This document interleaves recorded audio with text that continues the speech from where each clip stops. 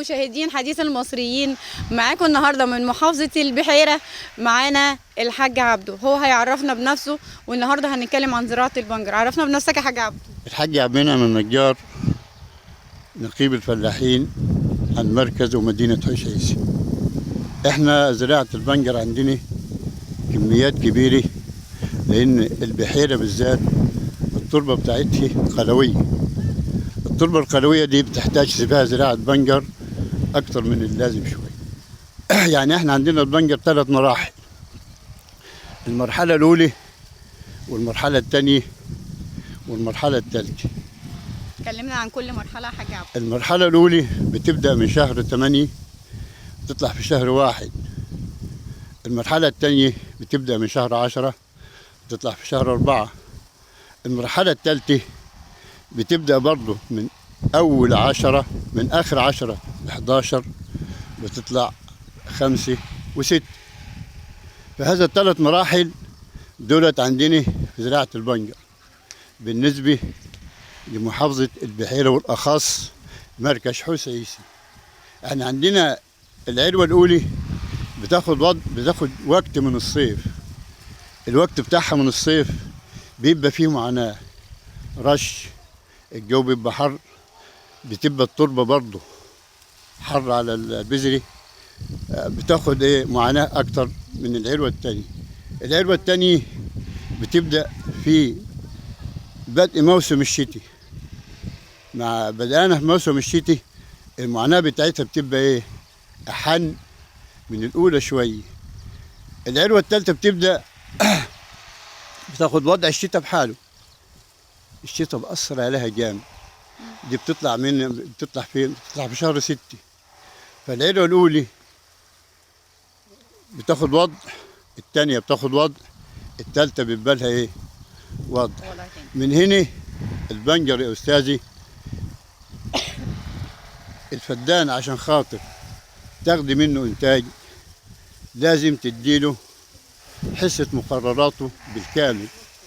الحصة اللي بتطلع لنا من وزارة الزراعة 3 شكاير على الفدان، وال3 شكاير على الفدان ما يقيموش فدان البنجر. اما تبص لوضع الشكارة من بره، ال46 ازوت عليها من بره 10 على 10. داخل الشكارة الازوت بتاع الشكارة بتاع الكيماوي ما يساويش 12.5%. يعني بره 46% ازوت، داخل الشكارة ما يساويش 12.5%. من هنا ال3 شكاير اللي احنا بناخدوهم على الفدان ما يعملولوش حاجة خالص. عشان احنا بقى عايزين نقاومه والفدان ينتج معانا، لان الفدان بياخد، ده فدان ارض ومحطوط فيه بذري وعليه فلوس وعليه ديون، واللي بيزرعه غصب عنه.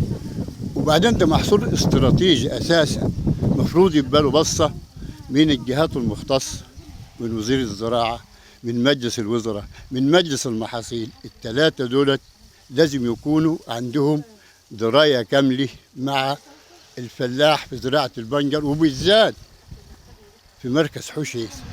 ليه؟ لان اكتر ارضه قلويه واكتر كميه بنجر في مركز حشيش. يبقى احنا المطلوب عايزين زياده معدلات الكيماوي بالنسبه لفدان البنجر عشان نلاقي منه اخر المحصول، ناكل عيش وينتج ويعمل استراتيجيه عاليه.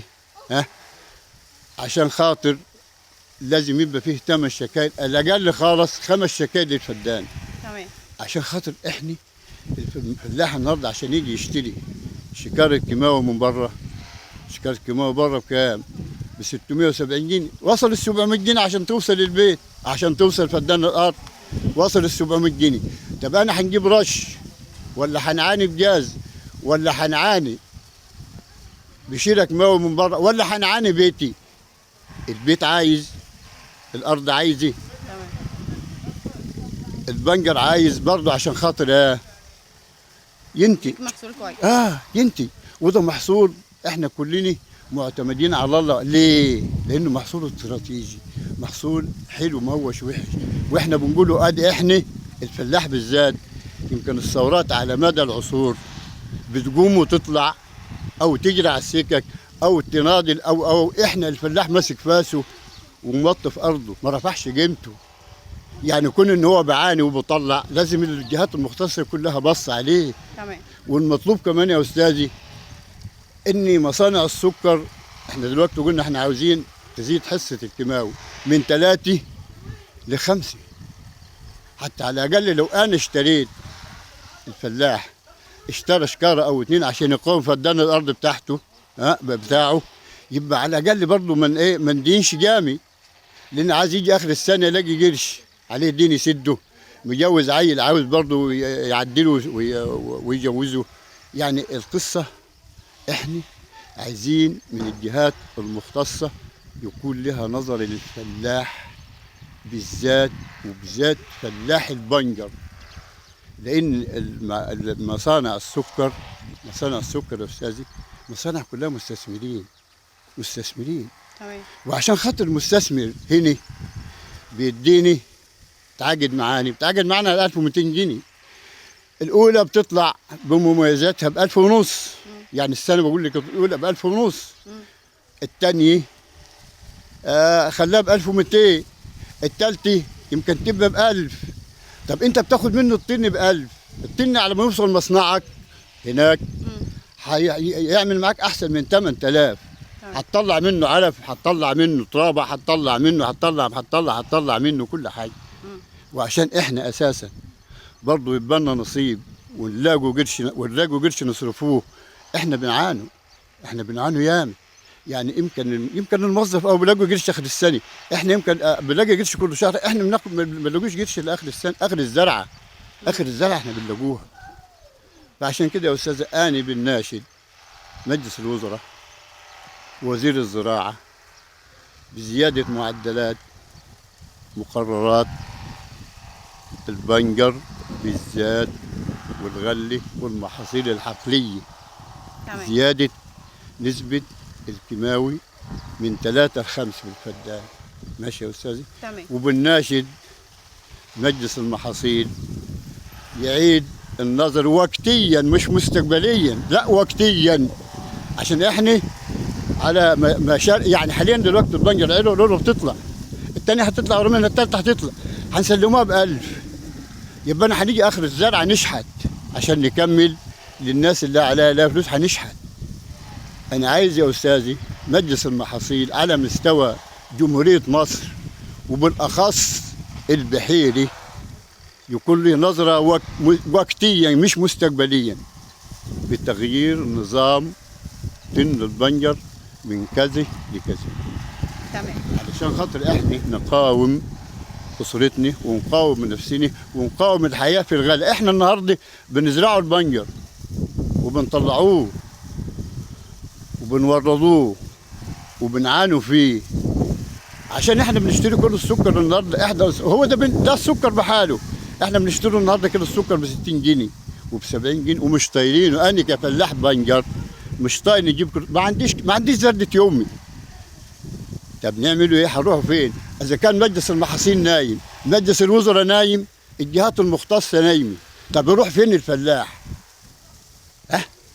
طب انت من وجهة نظرك حاجة عبده، الفترة الجاية اللي بعد كده بالنسبة السكر هل بعد محصول البنجر ما يجمع ان شاء الله وتسلموه الدنيا ممكن تهدى شوية بالنسبة للأسعار ولا تفضل زي ما هي؟ والله يا استاذة هي ممكن تهدى اذا كانت الجهات الرقابية يقظة. اذا كانت الجهات الرقابية يقظة. لو الجهات الرقابية مش يقظة يبقى مش هيغلى خالص، مش هيرخص خالص، ده هيغلى اكتر. لان احنا ما حدش عنده درايه. الجهات الرقابيه على مستوى الدنيا بحاله، على مستوى الدوله بتاعتنا نايمه. طب بما انك فلاح بنجر ومتخصص في زراعه البنجر، تقدر تقول لنا من وجهه نظرك المشكله الاساسيه في اسعار السكر العاليه قوي اليومين دول ايه؟ الاساسيه اللي هي عاليه قوي ازاي يعني؟ يعني دلوقتي انت بتقول كيلو السكر ب 60 جنيه، هو فعلا كيلو السكر ب 60 جنيه. تقدر من وجهة نظرك كفلاح ومزارع بنجر بالذات تقول لنا ايه السر، او في نظرك كده ايه السبب في ارتفاع اسعار السكر؟ ارتفاع لان الجهات المختصه بالدوله مفروض عليه ان لازم تعمل مخزون تمام. يكفي بلده، مش يصدر بره ويسيب بلده. لازم يعمل مخزون يكفي بلده عشان ما يجيش اللحظه اللي احنا فيها ده ايه ويبقى كيلو السكر ب 60 جنيه. ما احنا بننتج السكر وما بنجيلناش من السكر الا معدوم السكر. السكر اللي هو التقطير العالي بيطلع بره، ما بيجيناش هنا عشان الفلاح يزرع. وزي ما انت شايف حضرتك كده قدام منك البنجر، وبنطلعوه حتى كمان النهارده بنطلعوه على السكك وعلى المشاريع والمصارف. بتوع المصانع بيستهتروا، ما بيشيعوش العربيات اللي بعد يومين وثلاثه يكون البنجر عفن مننا. ليه؟ لان الجهات الرقابيه عندنا مش ما عندهاش القدره انها تقاوم المستثمرين بتوع المصانع او تتحداهم شايلهم غصب عنهم. المفروض البنجر يطلع من هنا النهارده الصبح لازم يكون بايت في المصنع. ليه؟ ده لازم الجهات الرقابيه يا استاذه يكون عندها درايه كامله بالفلاح وبالذات فلاح البنجر. تمام. طب بصفتك نقيب الفلاحين في محافظة البحيرة. انا نقيب الفلاحين في مركز حوش عيسى. في مركز حوش عيسى. طيب تمام. بما انك نقيب الفلاحين هنا، احنا عايزين نعرف ايه المشاكل اللي بتقابل الفلاح عامة، بعيدا بقى عن البنجر، كمان المشاكل الأساسية اللي بتقابل الفلاح هنا ايه؟ المشاكل الأساسية يا أستاذ اللي بتقابل الفلاح إن هو بيبقى وضعه عارف زارع كذا فدان بنجر معروف عليهم كذا شكارة، زارع كم فدان غلي معروف عليهم كذا شكارة. بالنسبة للحاجات دي عشان خاطر الجمعيات يوصل الجمعيات، المصانع برضه بتبقى مقصرة في وصول الأسمدة للجمعيات الزراعية، لأن في جمعية مشتركة. الجمعية المشتركة المفروض فيها تكون المسؤول الأول عن وصول مقررات الإنتاج إلى الجمعيات الزراعية. فهنا الجمعيات بتبقى برضه في الحتة دي مظلومة، ما بوصلهاش من المصانع في الوقت نفسه. الفلاح الزرعة بتاعته عايزة الوقت هو كيماوي، وما خديش كيماوي النهارده وروت النهارده احتمال تشل، احتمال تزعل. فده الحاجات اللي هي بتزعل الفلاح، اللي بتزعلنا في الوقت نفسه. لما يبقى فيه مثلا الجمعيه ما فيهاش كيماوي والارض عايزه، احنا بنزعل. دي شيء طبيعي مش حلو برضه. تمام. انما لو الجمعيه فيه الاسمده موجوده والفلاح يروح يجيب حقه ويسمد ارضه ويروق ارضه، يبقى كده حي الزرعه اللي هي هتموت منه. ده تقصير برضه من الجهات المختصه بالنسبه لها. تمام.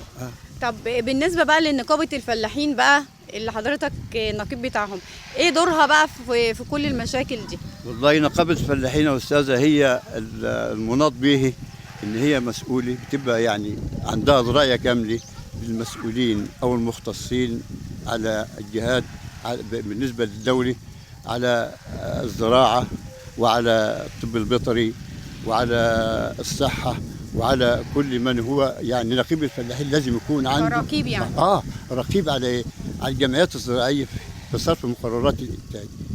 احيانا يكون المشرف مش متواضع مع الفلاحين، يبقى هو برضه عنده خلفيه يوصل صوتهم للجهات المختصه. كنقيب فلاحين لازم يوصل صوتهم للنقابه بتاعته، والنقابه بتاعته توصل صوته للجهات المختصه. تمام. شكرا يا حاج عبده، كان لقاء ممتع. شكرا يا حاج عبده. بيكم يا رب وتبجونا بقى مره ومرات ان شاء الله. الله يخليك. شكرا.